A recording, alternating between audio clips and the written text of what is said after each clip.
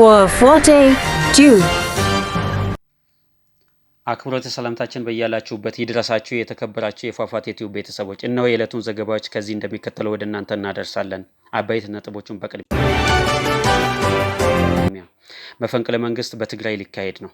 ጀነራል ታደሰ ወረደ ስልጣናቸው ከተራዘመላቸው በኋላ ከባድ ችግር ውስጥ ገብተዋል። የስልጣን መራዘሙን አንቀበልም ብሏል ህወሓት። ከህግ አንጻር ባለሙያዎች ምን ይላሉ? ስልጣናቸው በተሻረው አዋጅ ነው የተራዘመው የሚል ወቀሳ ይነሳል። የሚያስከትለውስ መዘዝ ምንድን ነው? ከተጠያቂነት አኳያ እንዴት ይታያል? ከፕሪቶሪያ ስምምነት አኳያ እንዴት ይገመገማል? ህወሓት ከባድ ውሳኔ ሊወስን ነው። ይህንን በዝርዝር እንመለከተዋለን። በረከት ገበሬዋ በጣም ታማለች። ምን ገጠማት? በአወዛጋቢነቷ የምትታወቀው በረከት ገበሬዋ፣ የፎቶ ፖለቲካ አራማጇ በረከት ገበሬዋ፣ የእርሻ ኢንቨስተሯ በረከት ገበሬዋ ምን ገጠማት? እንመለከተዋለን። የአማራ ፋኖ በተለያዩ አካባቢዎች ውጊያ አፋፍሞ ቀጥሏል። ሰሜን ጎጃም፣ ሰሜን ሜጫ ምን ተፈጠረ? የጤና ባለሙያዎች ለምን ተገደሉ? 3 የጤና ባለሙያዎች ተገለዋል። ማንነታቸው ይታወቃል። የዓለም ጤና ድርጅት ድርጊቱን አውግዟል። በግጭት ወቅት የጤና ባለሙያዎች ኢላማ መደረጋቸው ብቻ ሳይሆን መታሰራቸውና መደብደባቸው የሚጠቁሙ ሪፖርቶች አሉ። በደላንታ ፀሐይ መውጫ በሚባል ቦታ ከፍተኛ ውጊያ እየተካሄደ ነው። ይህ ውጊያ በፋኖና በመንግስት ሰራዊት መካከል እየተካሄደ ይገኛል። በፀሐይ መውጫ ተራራ ላይ የሰፈረው የመንግስት ሰራዊት በፋኖ ጥቃት ደርሶበታል። በፋኖ ታጣቂዎች እና በመንግስት መካከል ውጊያ ሲካሄድ ውሏል። ከሁለቱም ወገን ከፍተኛ ቁጥር ያለው ሰራዊት ተሰውቷል። በርካታ ቁስለኞች ደላንታ ሆስፒታል ገብተዋል። ዝርዝሩን እንመለከተዋለን።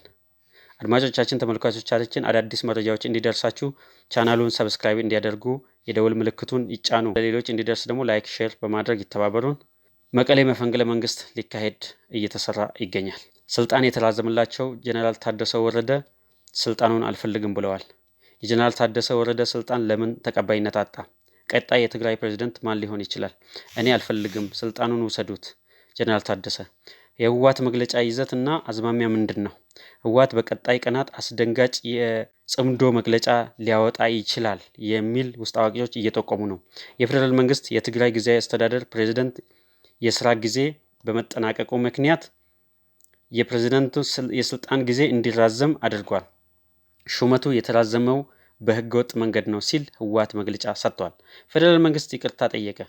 ሹመቱ የተራዘመላቸው በተሻረ አዋጅና ደንብ ተጠቅሶ ስለሆነ ለተሳሳተው ይቅርታ እንጠይቃለን፣ ነገር ግን በትክክለኛ አዋጅ ደንብ ስልጣናቸው እንዲራዘም እናደርጋለን ብለዋል። የህግ ባለሙያና ጠበቃ አቶ አበራ ንጉስ እንደገለጹት ፕሬዝዳንቱ የስልጣን ጊዜያቸው የተራዘመው በተሻረ አዋጅና ደንብ ነው ሲሉ ገልጸዋል።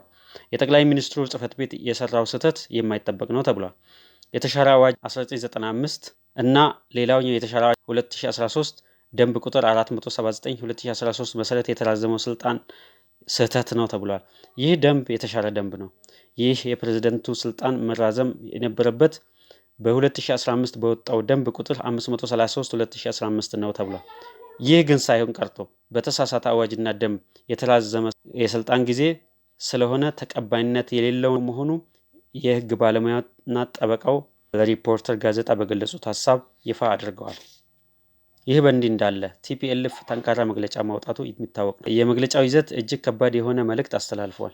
ጀነራል ታደሰ ወረደ የስልጣን ማራዘምን አንቀበልም፣ የፕሪቶሪያ ስምምነት ተጥሷል፣ ትግራይ በጊዜያዊ አስተዳደር መመራቷ ማብቃት አለበት፣ ከጦርነቱ በፊት ያለው አስተዳደር መመለስ አለበት፣ በጊዜያዊ አስተዳደር መመራት ሊቆም ይገባል ሲሉ ቅሬታቸውን ገልጸዋል።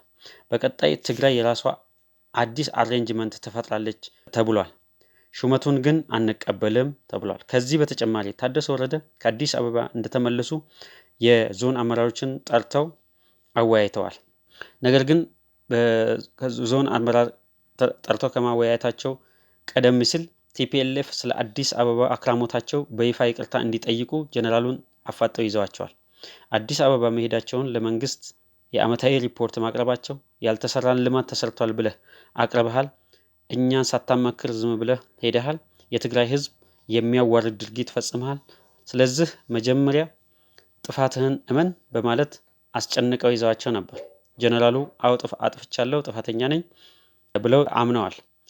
ስለ ጥፋትህ ሙሉ መግለጫ ለህዝብ መስጠት አለብህ፣ ለተባለው ግን መግለጫ ለመስጠት ዝግጁ አይደለሁም በማለት እምቢታቸውን ገልጸዋል። አስከትለውም እኔ የፕሬዝዳንትነት ስልጣኑን በፊትም አልፈልግም፣ አሁንም አልፈልግም፣ ውሰዱት፣ ሌላ ሰው መሾም ትችላላችሁ፣ እኔ እለቃለሁ ብለው ተናግረዋል። በዚህ መሰረት በአሁኑ ሰዓት ህወሓት አዲስ አደረጃጀት ለማደራጀት እንቅስቃሴ መጀመሩ ከአንዳንድ ምንጮች ያገኘነው መረጃ ያረጋግጣል። ታደሰ ወረደ ከአዲስ አበባ እንደተመለሱ አስቸኳይ ስብሰባ ከጠሯቸው የትግራይ ዞኖች አስተዳዳሪዎችና አመራሮች ጋር ውይይት አድርገዋል። ነገር ግን የዞኑ አመራሮች ታደሰ ወረደ እጅግ በሚያዋርድ መልኩ ተናግረዋቸዋል። እኛን ልትገመግም አትችልም፣ የትግራይ የውሸት ልማት አዲስ አበባ ሄደህ ሪፖርት አቅርበሃል፣ የትኛው ልማት ነው በሪፖርት ለፌዴራል መንግስት ያቀረብከው? ምንም አይነት ሌጂቲሜት ስልጣን የለህም፣ ልትገመግመን አትችልም በማለት ስብሰባውን በጥብጠዋል። ህወሓት አዲስ የክልል መንግስት አሬንጅመንት እየሰራ ነው በሚል የውስጥ ምንጮች እየገለጹ ይገኛሉ። የታደሰ ወረደ ሹመት አልቀበልም ካለ በኋላ አዲስ አደረጃጀት ለመስራት እንቅስቃሴ መጀመሩ ታውቋል። በክልሉ ሌላ ፕሬዝዳንት ለመሾም እጩ አዘጋጅተዋል። ሌሎች የካቢኔ ሹመቶችም ላይ የሚሾሟቸውንም ሰዎች አዘጋጅተው በማጠናቀቅ ላይ ይገኛሉ በሚል በውስጥ ምንጮች መረጃ ደርሶናል። ቀጣይ ይፋ እናደርጋለን። በአዲስ አበባ ያለ አንድ ሆቴል በረከት ገበሬዋ ወይም በረከት ወርቁ ከባድ ህመም ላይ ነች። ከዚህ ቀደም በድንገት ወደ እውቅና ማማ ላይ ድንገት ብቅ ያለችው በረከት ገበሬዋ ብላ ራሷን የምትጠራው በትክክለኛ ስሟ በረከት ወርቁ በተለያዩ ወንጀሎች ተጠርጥራ በፌዴራል ፖሊስ ቁጥጥር ስር በመዋል ማረሚያ ቤት መግባቷ ይታወሳል። ግለሰቧ የፎቶ ፖለቲካ ታራምዳለች ይባላል። ትልልቅ ባለስልጣኖች ጋር ፎቶ በመነሳት ትታወቃለች። ይህንንም ሌሎች ሰዎች ላይ ተጽዕኖ ለመፍጠር ትጠቀምበታለች በማለት በተለያዩ አካላት ትወቀሳለች። በተለይ ከዚህ አኳያ የኦሮሚያ ቢሮዎች በቁጥጥሯ ስር ናቸው ይባላል። የኢንቨስትመንት ፈቃድ ለማስጨረስ ሁነኛ ምርጫ ማናት ከተባለ በረከት ገበሬዋ ናት ይባላል። በዚህ ስራዋም ከፍተኛ ኮሚሽን ታገኛለች። ዋና ስራዋ በባለስልጣንና በባለሀብት መካከል ድልድይ ሆኖ ማገናኘት መሆኑ ታውቋል።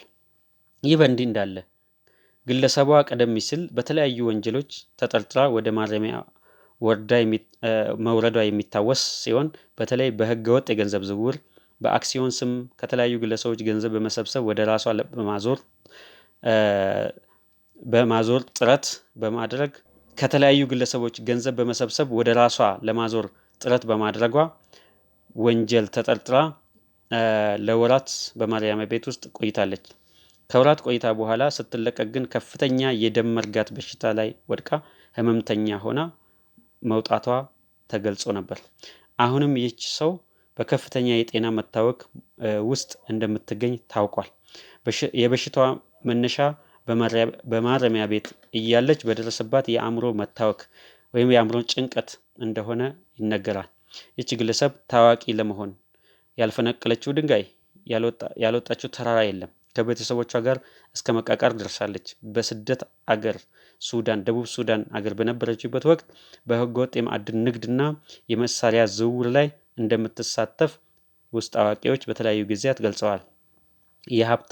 የሀብታምነቷ ምንጭ አቋራጭ መንገድ እንደሆነ ይገለጻል። ምናልባትም የህመሟ ምክንያት ከሀብት ምንጯ ጋር የተገናኘ ሊሆን እንደሚችል ይነገራል። ለማንኛውም በረከት ገበሬዋ ወደ መልካም ጤንነት እንድትመለስ እንመኛለን። ግለሰቧ በውጭ ሀገር ማንጋርድ ፕላስ የተባለ ግዙፍ የሴኩሪቲ ካምፓኒ እንዳላት በውሸት ስታስታውቅ ኖራለች። ይህ ካምፓኒ በአመት 42 ቢሊዮን ዩሮ የሚያስገባ ድርጅት ነው ብላ ተናግራ ነበር። ይህ በአይርላንድ፣ በስኮትላንድ፣ ኢንግላንድ የሚሰራው የሴኩሪቲ ካምፓኒ የግል ከሴኩሪቲ ካምፓኒ መሆኑ ይታወቃል። ይህ ካምፓኒ የራሳ እንዳልሆነና ይልቁንም ጋምብጄ ሆልዲንግ ካምፓኒ የቤተሰብ ካምፓኒ የማይሸጥ ካምፓኒ እንደሆነ ተረጋግጧል። ባለቤቷ በዚህ ካምፓኒ ውስጥ ቴክኒካል ዳይሬክተር ሆኖ ይሰራ የነበረ መሆኑ ግን ትክክል እንደሆነ ተረጋግጧል። ከዚህ ውጭ ግን ግለሰቧ ያስተላለፈችው መልእክት ትክክለኛ እንዳልሆነ ተረጋግጧል። በፋኖና በመንግስት ወታደሮች መካከል እየተደረገ ያለው ጦርነት መልኩን እየቀየረ ነው። የጤና ባለሙያዎች በከፍተኛ ሁኔታ እየተገደሉ ይገኛሉ። ህዝቡ በጭንቀት ውስጥ ነው ያለው። የበልግ እርሻ እያመለጠን ነው እያለ አርሶ አደሩ ቅሬታ እያሰማ ነው። ጦርነቱ የአርሶ አደሩን ጎጆ እያራቆተ ይገኛል። አዳዲስ የውጊያ ግንባሮች ተፈጥረዋል። በየጁና ላስታ ግንባሮችም ከፍተኛ ትንቅንቅ እየተደረገ ነው። የመንግስት ሰራዊት 2018 አገራዊ ምርጫ በአማራ ክልል በአስተማማኝ የጸጥታ ሁኔታ ውስጥ አስቻይ ሁኔታ ለመፍጠር አካባቢዎችን ከፋኖ ነፃ ለማድረግ ዘመቻ ተፋፍሞ የቀጠለ ሲሆን በፋኖም በኩል ይዞታቸውን ላለመልቀቅ ትንቅንቅ ውስጥ በመግባታቸው አብዛኛው የሰሜን ወሎ ላስታ፣ በየጁ፣ በደቡብ ወሎ በተለያዩ ወረዳዎች፣ በአምባሰል፣ ውጫሌ አካባቢ፣ ጎጃም በተለያዩ አካባቢዎች ትንቅንቅ ቀጥሏል። አምባሰል ተራሮች፣ ጎንደር ማክሰኝት አካባቢ ከፍተኛ ውጊያ እየተደረገ ይገኛል።